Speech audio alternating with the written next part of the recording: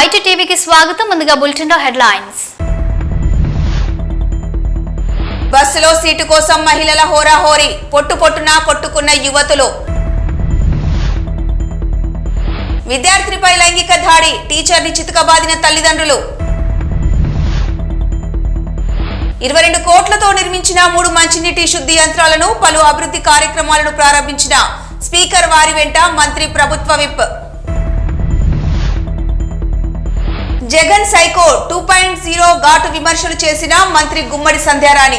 జహీరాబాద్ నుండి సంగారెడ్డి వెళ్లే బస్సులో సీటు కోసం కట్టుకున్నారు 2 మహిళలు. ఇప్పుడు ఆ వీడియో నెట్టింట వైరల్ గా మారింది.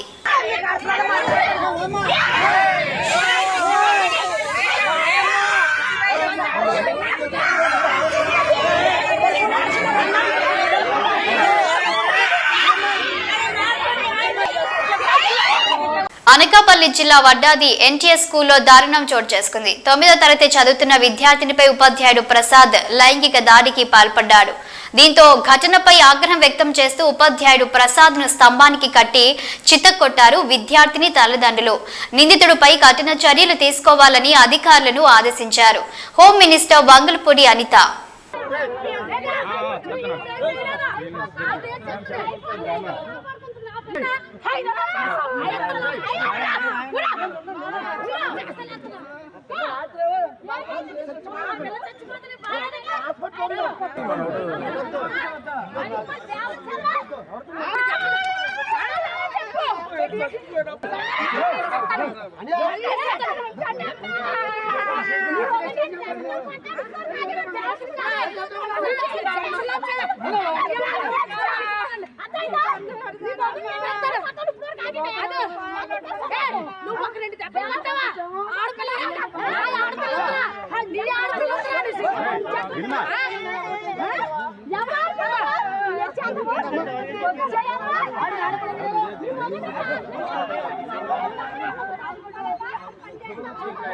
బండ్లగూడ జాగిర్ మున్సిపల్ కార్పొరేషన్ లో హిమాయత్ సాగర్ వద్ద వాటర్ ప్యూరిఫికేషన్ ప్లాంట్ సుమారు 22 కోట్లతో నిర్మించిన 3 మంచినీటి శుద్ధి యంత్రాలను, పలు అభివృద్ధి కార్యక్రమాలను మరియు కిస్మత్పూర్ గ్రామంలో సుమారు 12.55 కోట్ల రూపాయల వ్యయంతో నూతనంగా ఏర్పాటు చేసిన బండ్లగూడ జాగిర్ మున్సిపల్ కార్పొరేషన్ భవనాన్ని స్పీకర్ గడ్డం ప్రసాద్ కుమార్, మంత్రి శ్రీధర్ బాబు, ప్రభుత్వ చీఫ్ మహేందర్ రెడ్డితో కలిసి ప్రారంభించారు ఎమ్మెల్యే ప్రకాష్ గౌడ్.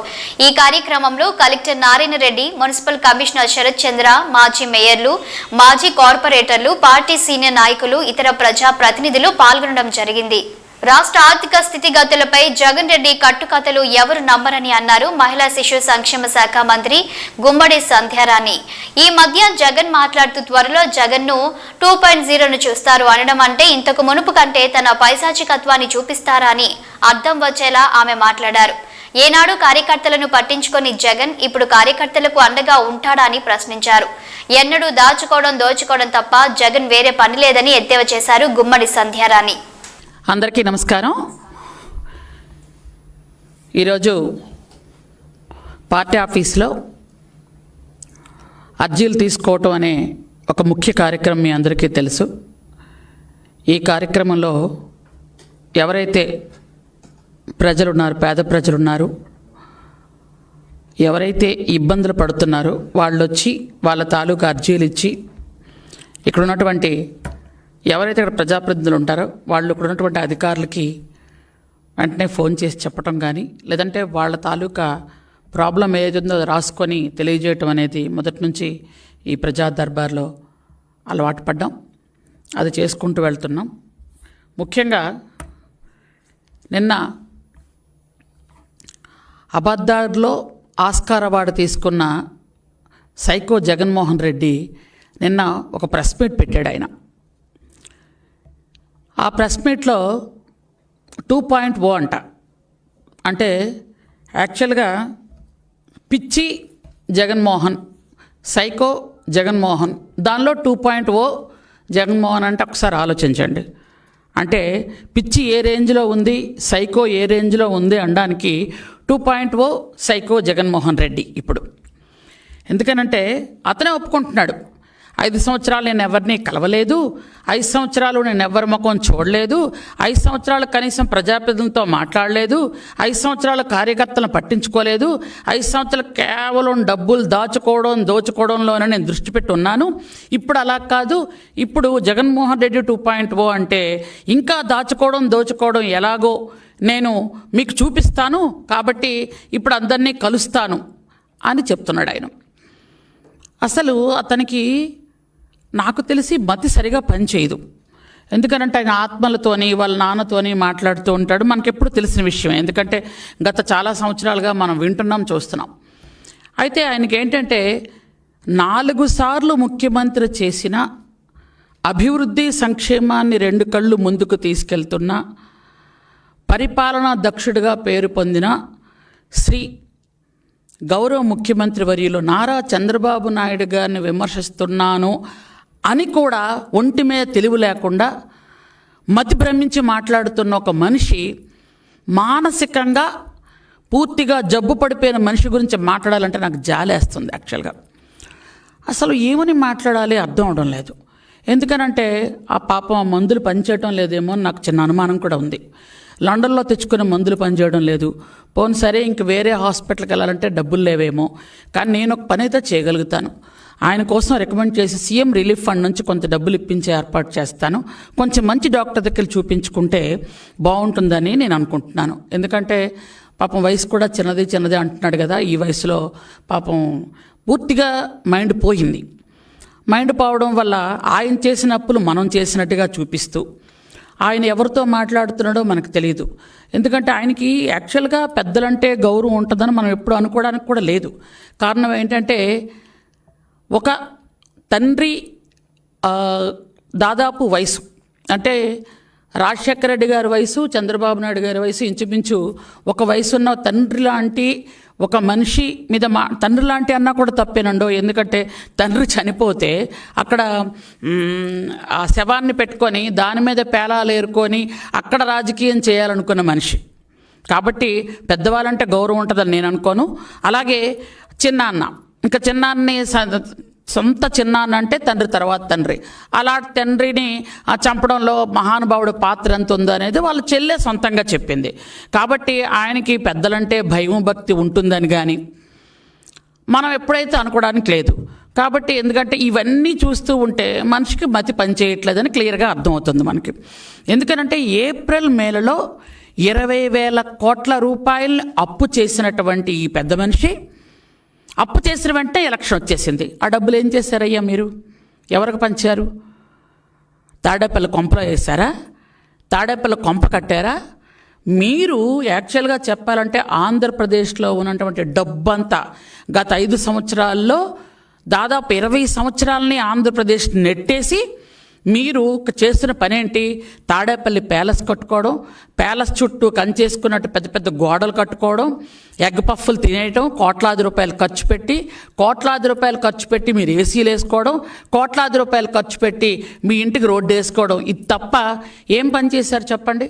పోలవరం నిధులు మింగేశారు, అమరావతి నిధులు మింగేశారు, అలాగే డోక్రా మహిళ నిధులు మింగేశారు. చివరికి చిన్న చిన్న గ్రామ పంచాయతీ గ్రామ సచివాలయాల నిధులు కూడా మింగేశారు.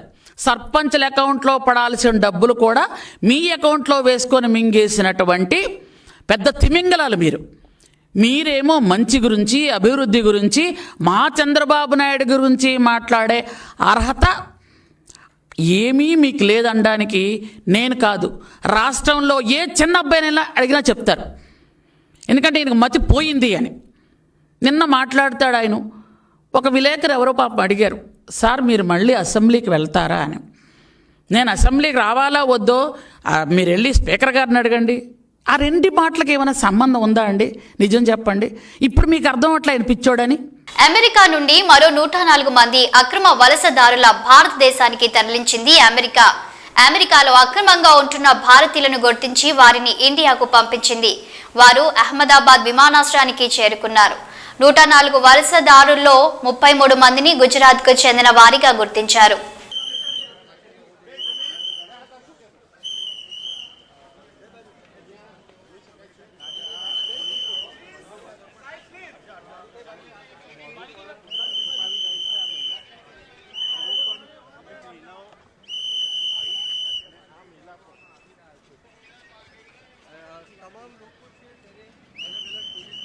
આ રીતે છે, આ બેસાડવામાં આવે છે. આ જોઈ શકો છો ટીવી 30 ની સ્ક્રીન પર દ્રશ્યો છે.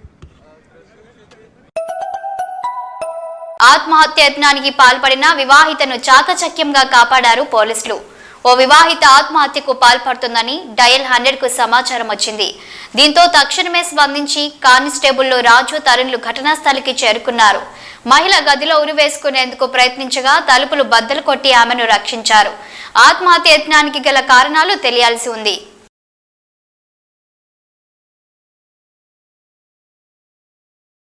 వైఎస్ఆర్సీపీ కేంద్ర కార్యాలయంలో వైఎస్ జగన్ సమక్షంలో వైఎస్ఆర్సీపీలో చేరారు మాజీ మంత్రి ఏపీసీసీ మాజీ అధ్యక్షుడు సాకే శైలజనాథ్.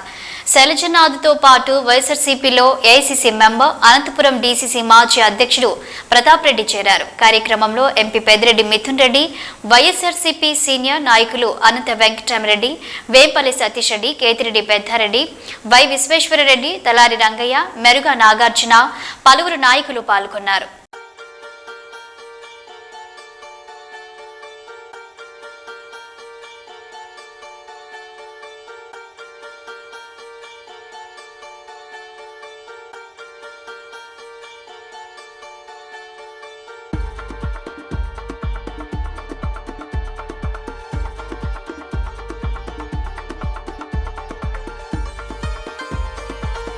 సచివాలయంలో మంత్రులు కింజరాపు అచ్చెన్నాయుడు, నాదెండ్ల మనోహర్, సత్యకుమార్తో కలిసి ధరల స్థిరీకరణపై నిర్వహించిన కేబినెట్ సబ్ కమిటీ సమావేశంలో ఆర్థిక, ప్రణాళిక మరియు వాణిజ్య శాఖ మంత్రి పయ్యావుల కేశవ్ పాల్గొన్నారు.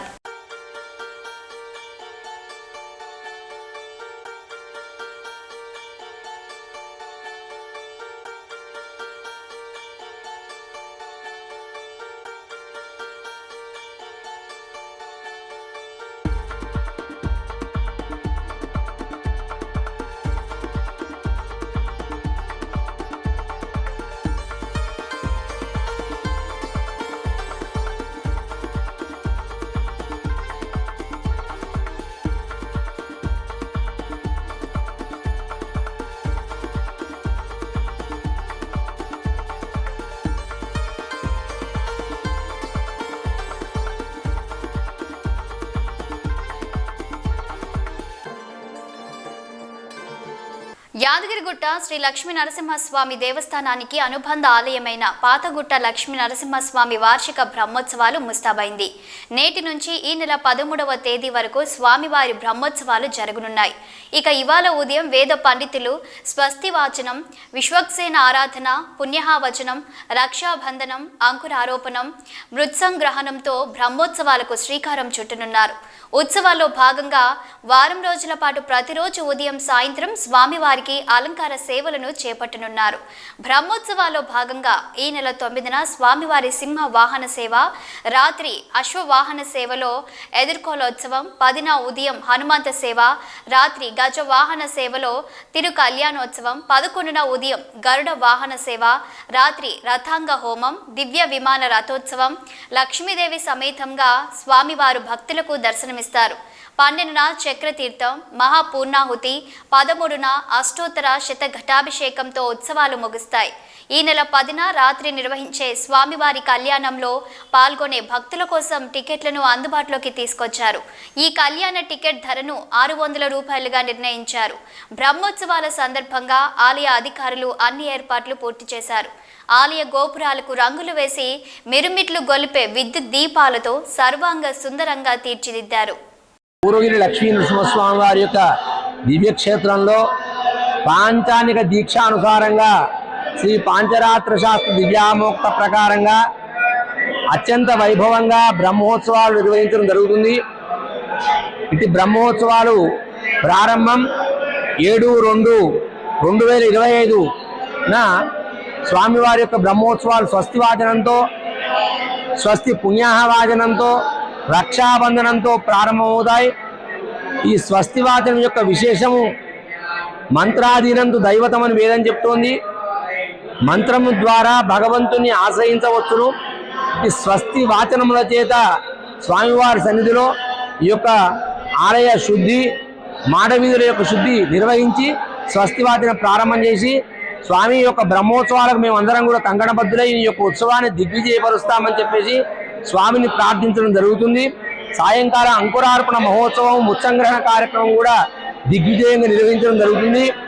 ఇట్టి బ్రహ్మోత్సవ కార్యక్రమాలను అధికారులు భాస్కర్ రావు గారు వైభవవేతంగా నిర్వహించడం కొరకు విద్యుత్ దీపాలంకరణ సేవలు, అలాగే ఎంతో మంది పారాయణికులను కూడా ఆహ్వానించి ఇటు బ్రహ్మోత్సవాలను నిర్వహించడం కొరకు వారు ఏర్పాట్లు గావిస్తున్నారు.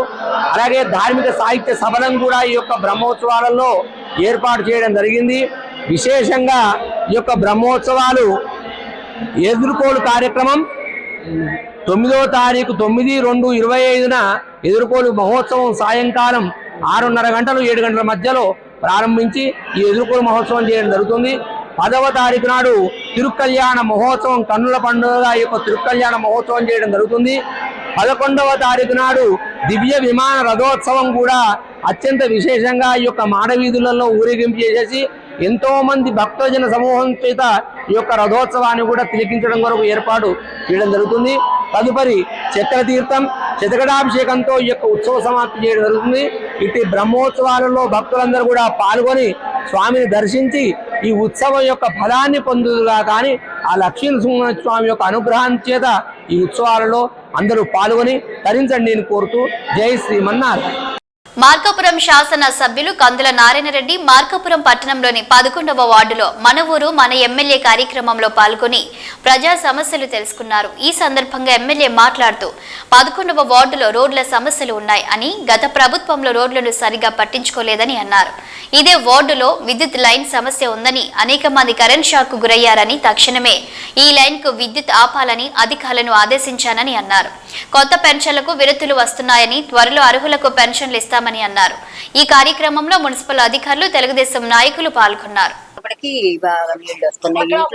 చాలా లోపల కల్లా వస్తున్నాయి అన్నమాట. రోడ్ హైట్లే అల్లే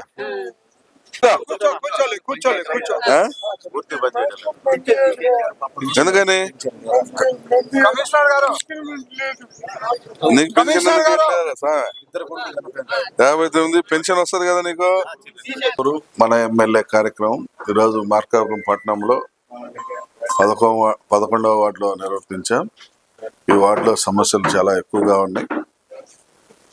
గత ప్రభుత్వంలో అధికారంలో ఉన్నప్పుడు రోడ్లు వేస్తామని హామీలు ఇచ్చి మాకు రోడ్లు వేయకుండా మమ్మల్ని ఇబ్బంది పెట్టారని, అలాగే డ్రైన్స్ కూడా సౌకర్యం లేక ఇబ్బంది పడతా ఉన్నామని, గత 15 సంవత్సరాలుగా 3 ఫేజ్ కరెంట్ ఉన్నటువంటి 11 kV లైన్ ఒకటి నిరుపయోగంగా ఉన్నా కూడా పవర్ ఉండటం వల్ల 4 చనిపోవటంతో మా ప్రాంతంలో ఆ కరెంటు షాక్ల వల్ల చనిపోయారని ప్రజలు మా దృష్టికి సమస్యలు తీసుకొని వచ్చారు. అలాగే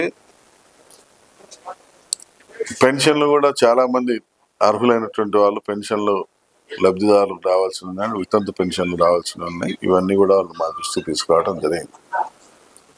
అయితే ఎలక్ట్రికల్ లైన్ తక్షణమే తొలగించమని సంబంధిత అధికారులతో మాట్లాడి ముందు పవర్ అనేది సరఫరా లేకుండా కట్ చేయమని చెప్పి కూడా ఆదేశాలు ఇచ్చాం.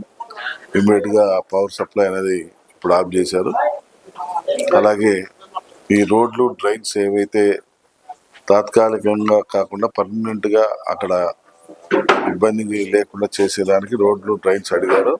అవి కూడా రేపు మున్సిపల్ బడ్జెట్ లో అంటే మున్సిపల్ అజెండాలో పెట్టించి తప్పకుండా శాంక్షన్ చేపిస్తాం. పోతే పెన్షన్లు అనేటువంటిది అర్హులైనటువంటి వాళ్ళందరినీ కూడా అప్లై చేసుకోమని చెప్పి ఇప్పుడు పెన్షన్లకు ఆల్రెడీ స్క్రూటినీలు జరుగుతూ ఉన్నాయి. కొన్ని ఈ స్క్రూటినీలు అయిపోయిన వెంటనే త్వరలో పెన్షన్లు కూడా వదులుతారు. వదిలినప్పుడు కొత్త పెన్షన్లు కూడా అప్లై చేసుకుంటే తప్పకుండా వాళ్ళకి న్యాయం జరిగేలా చూస్తామని చెప్పి ఈ సందర్భంగా ఈ వార్డు ప్రజలకు మాటిస్తాము. ఆంధ్రప్రదేశ్ లో ఉన్న ప్రతి ఒక్క నిరుద్యోగి కొరకు అన్ని రకాల పోటీ పరీక్షల కొరకు తిరువూరు నియోజకవర్గ MLA Kolikapudi Srinivasarao doctor BR Ambedkar study circle అనే పేరుతో విద్యార్థులకు ఉచితంగా కోచింగ్ సెంటర్ను నిర్వహిస్తున్నారు.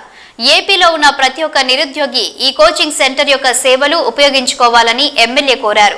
ఉద్యోగ సాధనే ఊపిరిగా బంగారు భవిష్యత్తు కేరాఫ్ గా కొనసాగుతున్న doctor BR Ambedkar study centre విద్యే శాసన సభ్యుని మొదటి ప్రాధాన్యత. అతని పేరే కొలికపూడి శ్రీనివాస్. తాను చదువుకునే క్రమంలో పడిన కష్టాన్ని మరే విద్యార్థికి ఎదురవ్వకూడదనుకున్నారు.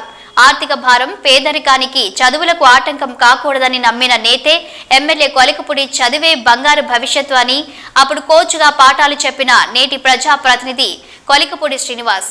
చదువు పూర్తయిన నిరుద్యోగులు తమ లక్ష్యాలను చేరుకోవాలంటే కోచింగ్ ఎక్కడికి వెళ్ళాలి, ఆర్థిక ఇబ్బందులు ఎలా భరించాలి అని నిరుద్యోగుల నెలకొన్న ఆందోళన చదువే కాదు, నిరుద్యోగులకు జీవితాలను రూపుమాపేది కూడా కోచింగే నమ్మిన వ్యక్తి. ఉద్యోగమే లక్ష్యంగా విద్యను అభ్యసించి కొలువుల కోసం నిరీక్షించే వారికి నేనున్నా అంటూ భరోసా కల్పించారు. నిరుద్యోగ యువతీ యువకులకు ఎక్కడెక్కడో చెప్పే కోచింగ్ సెంటర్ల పేరు కాదనుకున్నారు. తిరువురు పేరే రాష్ట్రమంతా చెప్పుకునేలా ప్రణాళిక సిద్ధం చేసిన నేతే కొలికపూడి. కోచింగ్ ఇచ్చి ఇక్కడి నుండే ప్రభుత్వ కొలువులు సాధించేలా పేరు మోసిన ఫ్యాకల్టీలతో నిర్వహిస్తుందే కోచింగ్ సెంటర్. ఇప్పుడు నిరుద్యోగుల బంగారు కలలు నెరవేర్చేందుకు అండగా, భరోసాగా, ఆర్థికంగా అందరికీ దిక్సూచిగా రూపుదిద్దిందే కొలికపూడి కోచింగ్ సెంటర్. తిరువురులో డాక్టర్ బిఆర్ అంబేద్కర్ కోచింగ్ సెంటర్లో శిక్షణ పొందుతున్న నిరుద్యోగుల అభిప్రాయం. అందరికీ నమస్కారం అండి. నా పేరు కొత్తపల్లి అహల్య, మాది తిరువురు మండలం గానుగుపాడు. నేను ప్రజెంట్ అయితే డిగ్రీ ఫైనల్ ఇయర్ చదువుతున్నాను. డిగ్రీ ఫైనల్ ఇయర్ అయిపోయాక నెక్స్ట్ నేను ఎక్కడికి వెళ్ళాలా, ఏ కోచింగ్ చేయాలి. నా డ్రీమ్ అయితే ఐఏఎస్. అంత పెద్దది సాధించాలంటే అది చాలా కష్టం. అసలే పేదవాళ్ళం, అంత కోచింగ్ ఉంటుందా అని ఆలోచిస్తున్న సమయంలో ఇప్పుడు నేను డిగ్రీ ఫైనల్ ఇయర్ చదువుతున్నా. ఈ లోపల కొలికపూడి శ్రీని గారు ఒక ఫ్రీ కోచింగ్ అంటే నేను ఫస్ట్లో అనుకున్న వచ్చే టైంకి ఫ్రీ కోచింగే కదా, ఎలా ఉంటుంది ఏంటి అనుకున్నా. కానీ ఇక్కడికి వచ్చి చూసిన తర్వాత ఫస్ట్ రోజు క్లాస్ జీకే కరెంట్ అఫైర్స్. ఆ క్లాస్ విన్న తర్వాత నేను నెక్స్ట్ డే అసలు అయితే రాకూడదు అనుకున్నా. కానీ ఆ క్లాస్ విన్న తర్వాత ఇంత బాగా చెప్తున్నారు, దీన్ని నేను మిస్ అవ్వకూడదని నేను కాలేజీకి కూడా వెళ్ళకుండా ఇప్పుడు ఇక్కడ కోచింగ్కి వస్తున్నాను. మరి కొలికపూడి శ్రీని సార్కి నేనైతే చాలా థ్యాంక్ఫుల్గా ఉంటా. ఎందుకంటే ఇప్పుడు నేను ఆర్ఆర్బీ ఉంది, దానికి ట్రై చేస్తా. అలాగే నేను కానిస్టేబుల్లో కూడా ఉన్నాను. అలాగే నేను ఇంకా ఐఏఎస్కి వెళ్ళాలనుకుంటున్నా. కొలికపూడి శ్రీని సార్ ఒకటే చెప్పారు, కష్టం మీది, డబ్బు నాది, ఫలితం మనందరిది అన్నారు. సో సార్కి నేను ఒక గిఫ్ట్ ఇవ్వాలనుకుంటున్నా. ఎందుకంటే పేరెంట్స్ అయితే పెట్టే స్థితిలో లేరు. కానీ ఈ రోజుల్లో ఎవరైనా ఒక వ్యక్తి పైకి వచ్చాడంటే కింద ఉన్న వాళ్ళు మర్చిపోతారు. కానీ కొలికపూడి శ్రీను సారు మా ఎమ్మెల్యే అవ్వడం చాలా గర్వంగా ఫీల్ అవుతున్నా. అది కూడా నా గ్రాడ్యుయేషన్ కూడా కంప్లీట్ అవ్వకుండానే నా ప్రిపరేషన్ స్టార్ట్ చేస్తున్నా. దానికి కారణం కేవలం సారే. మరి సార్ ఎప్పుడు ఖాళీగా ఉన్నప్పుడు అప్పుడు వచ్చి మా దగ్గరికి విజిట్ చేస్తారు. సార్ అనుకున్నా నేను ఓన్లీ ఎమ్మెల్యే అంటే ఏ సబ్జెక్టు తెలియదేమో అనుకున్నా. Sir all in one, history, Geography అన్నీ చెప్తున్నారు. చాలా బాగుంది. ఈ స్టేట్లోనే కాదు, అలాగే మన పక్క రాష్ట్రాల్లో కూడా నెంబర్ 1 ఫ్యాకల్టీని తీసుకొచ్చి మాకు చెప్తున్నారు. చాలా హ్యాపీగా ఫీల్ అవుతున్నాం. నాలాగా అందరూ కూడా చాలా పేదవాళ్ళు, ఇక్కడికి వచ్చిన వాళ్ళు అందరూ డబ్బున్న వాళ్ళందరూ కోచింగ్కి వెళ్ళిపోయారు. మేమైతే చాలా పేదవాళ్ళం, కష్టపడి చదువుకొని సార్కి ఒక విజయాన్ని తీసుకొస్తాం అనుకుంటున్నాం. సో మాకు ఈ అవకాశాన్ని కల్పించిన సార్కి, ఇక్కడ డైరెక్ట్ చేసిన ప్రతి ఒక్క సార్కి థ్యాంక్స్. బులెటిన్ ముగించే ముందు హెడ్లైన్స్ మరోసారి. బస్సులో సీటు కోసం మహిళల హోరాహోరీ, పొట్టున కొట్టుకున్న యువతులు. విద్యార్థినిపై లైంగిక దాడి, టీచర్ని చితకబాదిన తల్లిదండ్రులు. 22 కోట్లతో నిర్మించిన 3 మంచినీటి శుద్ధి యంత్రాలను, పలు అభివృద్ధి కార్యక్రమాలను ప్రారంభించిన స్పీకర్ వారి వెంట మంత్రి ప్రభుత్వ విప్. జగన్ సైకో 2.0 ఘాటు విమర్శలు చేసిన మంత్రి గుమ్మడి సంధ్యారాణి. ఇవి bulletin updates. Keep watching news.